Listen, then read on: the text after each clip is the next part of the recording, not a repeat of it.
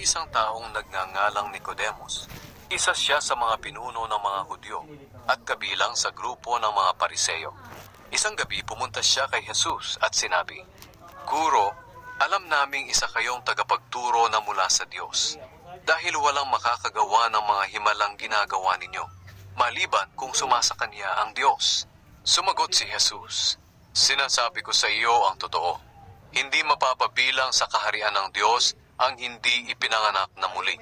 Nagtanong si Nicodemus, "Paanong maipapanganak muli ang isang taong matanda na? Hindi na siya pwedeng bumalik sa tiyan ng kanyang ina upang ipanganak muli." Sumagot si Jesus, "Sinasabi ko sa iyo ang totoo. Hindi mapapabilang sa kaharian ng Diyos ang hindi ipinanganak sa pamamagitan ng tubig at banal na espiritu. Ang ipinanganak sa pamamagitan ng tao ay may pisikal na buhay.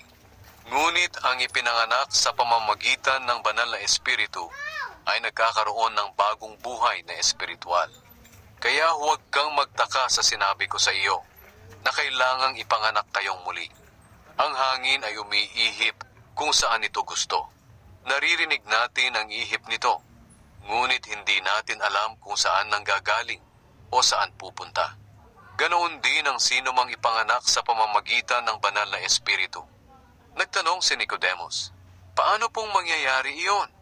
Sumagot si Jesus, "Isa kang tanyag na tagapagturo sa Israel, pero hindi mo ito alam? Sinasabi ko sa iyo ang totoo. Ipinapahayag namin ang nalalaman at nasaksihan namin, ngunit hindi ninyo tinatanggap. Kung hindi kayo naniniwala sa mga sinasabi ko tungkol sa mga bagay dito sa mundo, paano pa kaya kayo maniniwala sa mga sasabihin ko tungkol sa mga bagay sa langit? Walang sino mang nakapunta sa langit maliban sa akin na anak ng tao na nagmula sa langit.